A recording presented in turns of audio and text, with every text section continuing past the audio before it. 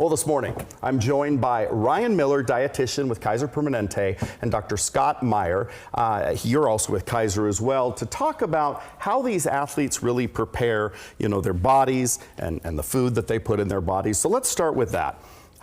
This isn't just a race that say, I'm going to do the Ironman without any prep. This takes some definite preparation, right? Oh yeah, no, this is one that, people put in hours and hours a day and multiple days a week, and it builds up. Now, as they get closer to the race, they do a thing called a taper where they don't train as hard because they've built their bodies up so their bodies can be ready to sort of challenge themselves for the day of the race. For folks that don't know, what does an Ironman consist of? Oh, so they swim for 2.4 miles, then they get on a bike for 112 miles, and then they run an entire marathon for 26 miles. That sounds like a blast. No, and it is not for everyone, and people that do it and finish it are dedicated to doing that, right? Oh, yeah. They are running every day, they're swimming as often as they can too, right? Yeah. People are got to have some stronger events than others, right? Yeah, there's definitely people who come in as swimmers or cyclists or runners and then sort of try and enhance the others. Yeah, and dread one of the other portions of it, but hey, it's all part of it, right? And that's part of the training. Okay, so also important working out, as we just kind of mentioned, but it's what you put in your body too. Yeah. What should people participating in something this intense really focus on? Yeah, and actually to follow along with the training, it does take a lot of practice to figure out kind of what foods work for you, which ones fuel you.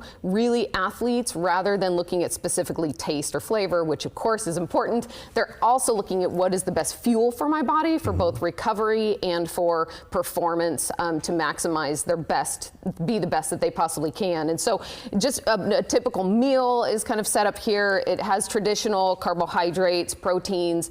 The vegetables are very important for the antioxidants. Really for well-rounded athletes. there. Really well-rounded. We call it a balanced athlete plate. When we work with athletes, we really try to help incorporate all these different aspects. And carbs are okay because you are working your hind end off, right? Yeah, actually carbohydrates are the most important because of the glycogen stores which are in the muscles. Those are the stores that are going to help an athlete go through the whole race. It's a long race. Yeah. These are hours and hours. So not only the one meal, it's what they're doing during the race, which is going to include bars. These are gel. And they have these in pockets and stuff like that as they're running? Pockets. They'll have different spots throughout the race, correct? Yeah. Right? With different electrolyte beverages. The stations are all on the website.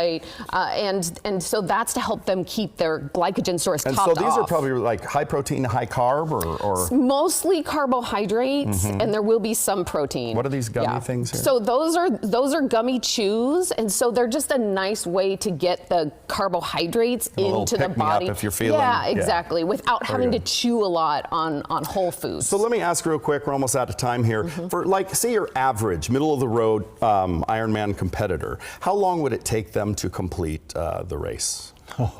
That anywhere from ish, 10 to no kidding. hours, yeah. And what is the first event? What is the first? Do they all swim at the same time? They start in the water, they go down the river, and then they hop on their bikes, and then they do the marathon to end it. Very, very good. Yeah. All right. Well, hey, have a good race. How many Ironmans have you done? I've not done that. Okay, I was going to ask. We're here to support. Absolutely, and they need you guys definitely too. Well, thank you guys very much for coming in. Kind of a peek into a world that I'm not at all familiar with. All right, let's go to Mike Cherry now.